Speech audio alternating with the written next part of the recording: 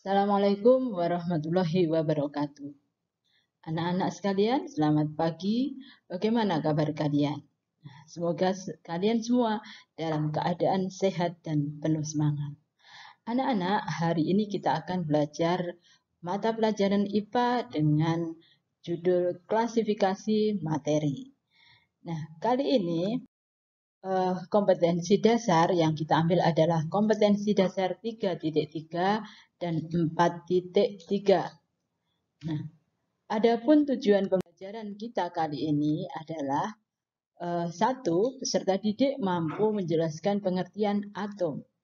Dua, peserta didik mampu menjelaskan pengertian molekul. Tiga, peserta didik mampu menjelaskan pengertian unsur.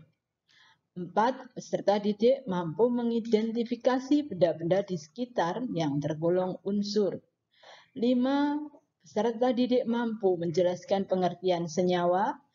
6. Peserta didik mampu mengidentifikasi benda-benda di sekitar yang tergolong senyawa.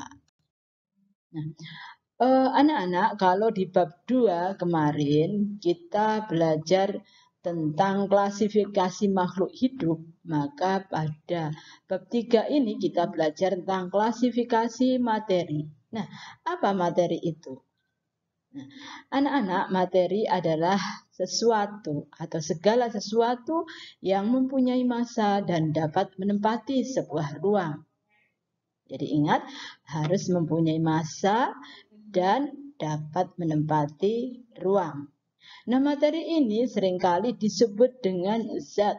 Jadi kita lebih familiar dengan istilah zat. Jadi kalau dikatakan materi, mungkin kalian akan bingung apa. Nah, kalau dikatakan zat, barangkali kalian sudah mempunyai gambaran. Nah, jadi materi itu sama dengan zat. Nah, materi ini bisa berupa makhluk hidup dan bisa berupa makhluk tak hidup. Nah, contoh dari materi adalah air, tanah, tubuh manusia, tumbuhan, dan lain-lain. Nah, bagaimana? Apakah udara termasuk materi atau bukan? Udara termasuk zat atau bukan? Nah, kita melihatnya apakah udara itu mempunyai massa? Apakah udara membutuhkan ruang? Nah, jika jawabnya ya, berarti dia adalah materi. Nah, iya, jadi udara itu membutuhkan ruang. Nah, kalau kalian meniup balon, maka udara itu akan mengisi ruang di dalam balon. Nah, kemudian kalau kita menimbang balon yang misalnya dengan volume tertentu, kemudian kita tambah lagi udaranya, maka tentu saja massa dari dua balon tadi akan berbeda. Nah, berarti berarti udara itu juga mempunyai massa. Maka karena udara memiliki massa dan menempati ruangan, maka udara termasuk juga materi. Nah, berikutnya, klasifikasi materi berdasarkan wujudnya. Jadi, kita akan mengelompokkan materi itu berdasarkan wujudnya. Nah, berdasarkan wujudnya, materi atau zat itu dikelompokkan menjadi 3. Kalian sudah akrab dengan hal ini, yakni zat padat, zat cair, dan zat gas. Perhatikan gambar yang ada di layar kalian. Nah, zat padat, lihat, maka zat padat itu tergambar di bawahnya, di mana partikel-partikel penyusunnya, jadi partikel-partikel penyusunnya terletak atau tersusun begitu padatnya. Nah, semua ruangan terisi oleh partikel. Semua ruangan terisi oleh partikel pada zat padat. Nah, kemudian kalau zat cair, lihat pada zat cair partikel-partikelnya agak renggang. Jadi ada ruang-ruang yang kosong yang tidak terisi oleh partikel zat cair. Kemudian untuk zat gas, lihat partikel atau penyusun materinya itu sangat renggang. Ya, jadi kalau kita lihat banyak ruang yang kosong yang tidak terisi oleh partikel dari zat gas. Jadi itu gambaran partikel atau susunan partikel materi pada zat padat, zat cair, dan zat gas. Nah, ini adalah perbedaan antara zat padat, zat cair, dan zat gas. Dalam tabel berikut ini, kalian perhatikan pada zat padat itu bentuk dan volumenya tertentu atau tetap. Jadi, kalau kita misalnya mempunyai sebatang logam besi, maka bentuk besi itu misalnya adalah berbentuk balok, maka bentuknya akan tetap balok itu. Tidak berubah-ubah kecuali diubah. Nah, jadi bentuk dan volume zat padat itu tetap atau tertentu. Sedangkan zat cair itu mempunyai volume tertentu, tetap, tetapi tidak mempunyai bentuk yang tetap. Nah, kalau kalian mengenal istilahnya dulu, sering di SD bahwa zat padat itu bentuknya tergantung pada wadah atau media atau tempat yang digunakan. Jika kita mempunyai misalnya 300 ml air kita letakkan dalam gelas, maka bentuk zat cair itu ya seperti gelas itu. Nah, kemudian kalau 300 ml air itu kita letakkan dalam botol, maka bentuk zat cair seperti botol. Jadi tergantung wadahnya. Sementara zat gas itu tidak mempunyai volume dan bentuk yang tertentu atau tetap.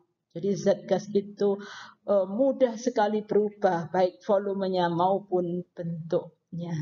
Nah, kalau kalian ingin tahu, silakan kalian lihat, misalnya kalian ada asap dari asap yang asap orang yang membakar sampah itu misalnya. Nah, maka asapnya itu bentuknya akan berubah-ubah. Nah, asap itu kan gas. Kemudian bentuknya berubah-ubah. Dia misalnya ditiup angin akan berubah begini bentuknya, ditiup angin lagi berubah lagi. Nah, itu adalah bentuk dari zat gas mudah berubah. Berikutnya, untuk jarak antar partikel. Nah, jarak antar partikel seperti gambar tadi ya, bahwa pada zat padat jarak antar partikel zat padat sangat rapat atau dikatakan padat. Maka disebut dengan zat padat karena jarak antar partikel zat padat itu sangat rapat. Nah, kemudian kalau zat cair, jarak antar partikel zat cair itu lebih renggang jika dibandingkan zat padat. Ya, ada ruang-ruang tertentu yang kosong. Kemudian untuk zat gas, jarak antar partikel gasnya sangat renggang, sangat berjauhan. Nah, seperti tadi gambaran tadi. Nah, berikutnya untuk zat padat, partikel zat padat itu karena jarak antar partikelnya sangat rapat, maka partikel zat padat tidak dapat bergerak bebas. Karena rapat sekali, bagaimana mau bergerak. Nah, kemudian kalau zat cair, karena jarak antar partikel zat cair itu lebih renggang, maka zat cair partikelnya bisa bergerak bebas, namun terbatas. Ya, jadi bisa bergerak. Nah, kemudian kalau zat gas, karena jarak antar partikel gas itu sangat renggang, maka partikel-partikel zat gas bergerak sangat bebas. Bergerak sangat bebas ke sana kemari. Nah, jadi itu perbedaan antara zat padat, zat cair, dan zat gas. Nah, berikutnya, anak-anak, kita akan membahas tentang atom dan molekul. Apa sih atom itu? Apa molekul itu?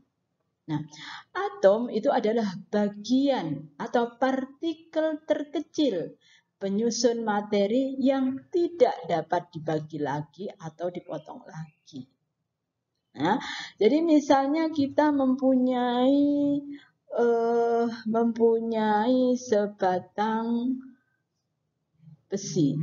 Kemudian kita potong-potong sampai kecil, kemudian potongan yang sangat kecil itu kita hancurkan. Nah, kita hancurkan, maka kita akan menemukan suatu zat nanti, suatu partikel yang itu tidak dapat dibagi lagi. Nah, itu yang disebut dengan atom. Jadi atom itu adalah bagian atau partikel terkecil penyusun materi yang tidak dapat dibagi lagi. Nah, contoh dari atom ini adalah atom oksigen, atom hidrogen, atom karbon, dan lain-lain. Nah, ini kalau di sini ada gambar lingkaran berwarna biru, berwarna ungu, berwarna coklat. Ini anak-anak, ini adalah simbol saja, bukan di alam itu kemudian ada lingkaran biru seperti ini yang menunjukkan oksigen, tidak. Karena ukuran atom itu sangat-sangat kecil, kita tidak bisa melihatnya. Bahkan dengan mikroskop biasa pun kita tidak bisa melihat. Nah, ini adalah simbol saja. Jadi untuk mempermudah kita mempelajari materi. Nah, sehingga digambarkan atom itu seperti lingkaran-lingkaran ini. Ya. Baik. Nah, itu atom. Berikutnya molekul. Apa molekul itu? Nah, molekul itu adalah gabungan dari dua atom atau lebih. Jadi, nah, jika ada dua atom kemudian atau lebih bergabung, dia akan bisa membentuk molekul. Ya. Contohnya adalah molekul oksigen. Molekul oksigen, ya, ini disimbolkan dengan O2. Jadi ada dua atom oksigen itu bergabung menjadi atau membentuk apa yang disebut dengan molekul oksigen. Contoh yang lain adalah molekul air. Nah, simbolnya air itu H2O. Maka molekul air itu tersusun oleh satu atom, ya, oksigen, ya, dan dua atom hidrogen. Nah, jadi ini contohnya. Ini molekul air atau molekul H2O. Nah, jadi sekali lagi bahwa molekul itu adalah gabungan dari dua atom atau lebih. Baik. Nah, anak-anak, berdasarkan komposisi partikelnya. Jadi partikel tadi contohnya adalah atom, molekul. Nah, itu adalah partikel-partikel dari materi. Nah, berdasarkan komposisi partikelnya, maka materi itu bisa diklasifikasikan atau dikelompokkan sebagai berikut. Ya. Jadi materi berdasarkan komposisi partikelnya itu dikelompokkan atau diklasifikasikan menjadi dua, yaitu zat tunggal dan campuran. Nah, zat tunggal itu dibedakan atau dikelompokkan menjadi dua, yakni unsur dan senyawa.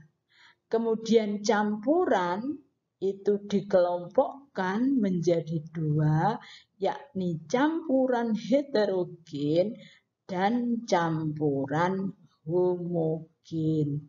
Nah, yang akan kita bahas ini nanti baru materi yang kelompok zat tunggal, yaitu unsur dan senyawa.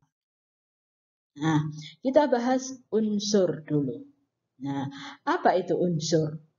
Nah, unsur adalah zat tunggal yang tidak dapat diuraikan lagi menjadi zat yang lebih sederhana melalui reaksi kimia biasa. Jadi unsur itu zat. Zat yang bagaimana? Zat yang tidak dapat diuraikan lagi menjadi zat yang lebih sederhana melalui reaksi kimia biasa. Nah, bagian terkecil dari unsur atau partikel penyusun dari unsur itu adalah atom. Jadi unsur itu tersusun oleh atom-atom. Namun meskipun banyak jumlah atomnya, untuk unsur ini tersusun oleh satu jenis atom. Jadi jumlah atomnya banyak, tetapi hanya satu jenis saja atomnya itu. Nah, contoh besi. Nah, besi itu unsur. Karena apa? Karena sebatang besi itu tersusun oleh atom-atom besi. Kemudian aluminium tersusun oleh atom-atom aluminium saja, tidak tercampur yang lain. Emas murni ya, itu tersusun oleh atom emas saja. Oksigen juga demikian, unsur oksigen tersusun oleh atom-atom oksigen. Unsur hidrogen tersusun oleh atom-atom hidrogen. Nah, perhatikan gambar ini. Ini adalah ada dua atom oksigen. Ini satu atom oksigen, kemudian membentuk satu molekul oksigen. Satu molekul oksigen yang disimbolkan dengan O2. Satu molekul oksigen. Nah, kemudian unsur oksigen, jadi ada misalnya gas oksigen yang biasanya itu kalian bisa melihatnya pada tabung gas oksigen. Nah, itu ada unsur oksigen di sana. Nah, unsur oksigen yang ada dalam gas tersebut itu berupa atau tersusun oleh molekul-molekul oksigen atau O2. Kalau di sini saya gambarkan 4, itu bukan di sini hanya ada 4, tetapi banyak sekali tak terhitung jumlahnya. Ini hanya menggambarkan bahwa unsur gas oksigen itu tersusun oleh molekul-molekul oksigen atau O2. Nah, molekul yang tersusun oleh atom yang sama atau atom yang sejenis itu namanya adalah molekul unsur. Jadi perhatikan, ini ada atom bergabung menjadi molekul, kemudian molekul-molekul ini bergabung menjadi unsur karena atomnya sejenis. Nah, baik, itu unsur.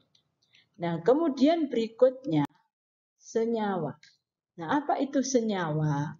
Senyawa adalah zat tunggal yang dapat diuraikan menjadi dua unsur atau lebih dengan proses kimia biasa.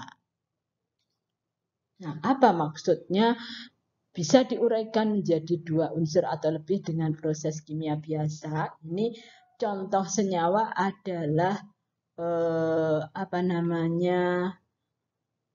misalnya garam. Nah, garam itu tersusun oleh atom natrium, nah, natrium Na dan Cl atau klorida. Nah, maka NaCl, Na dan Cl itu bisa dipisahkan dengan cara kimia. Nah, bisa dipisahkan. Itu senyawa. Nah, senyawa itu merupakan gabungan dari unsur-unsur. Jadi beberapa unsur bergabung membentuk senyawa. Nah, senyawa itu tersusun oleh 2 jenis atom atau lebih. Nah, contohnya air. Rumus air itu adalah H2O. Nah, maka ini ada 2 atom H.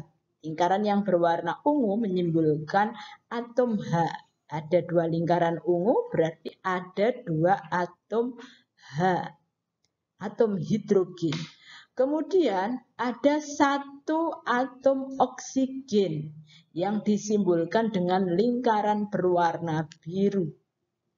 Nah, ketiga lingkaran yang mewakili atau menunjukkan atom ini tadi bergabung membentuk molekul, di mana 1 atom hidrogen itu akan bergabung dengan 2 molekul hidrogen, sehingga membentuk 1 molekul H2O atau 1 molekul air.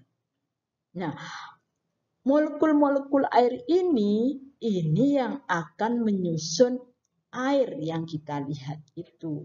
Jadi air yang kita lihat itu sebenarnya di dalamnya terdapat banyak sekali molekul air yang simbolnya atau gambarnya digambarkan seperti ini. Nah, ini adalah molekul air. Kalau di sini hanya ada 2 pada gambar, maka sesungguhnya yang ada itu adalah banyak sekali. Ya. Jadi ada molekul-molekul air. Nah, jadi anak-anak, ini adalah perbandingan antara molekul yang menyusun unsur, ya, dan ini adalah molekul yang menyusun senyawa. Molekul unsur itu terdiri dari 1 jenis atom. Kalau molekul senyawa itu tersusun oleh 2 jenis atom atau lebih. Nah, sekarang bagaimana perbedaan antara unsur dan senyawa? Nah, jadi unsur dan senyawa. Jadi kalau unsur itu tersusun oleh 1 jenis atom, kalau senyawa tersusun oleh 2 jenis atom. Kemudian unsur itu tidak dapat, partikel penyusunnya tidak dapat dipisahkan dengan cara reaksi kimia biasa, sedangkan senyawa itu bisa dipisahkan partikel-partikelnya menjadi atau dengan cara reaksi kimia biasa. Nah, itu perbedaan antara unsur dan senyawa. Nah, anak-anak, demikian apa yang bisa saya jelaskan pada kalian. Semoga kalian bisa lebih memahami materi unsur dan senyawa. Terima kasih atas perhatian kalian. Assalamualaikum warahmatullahi wabarakatuh.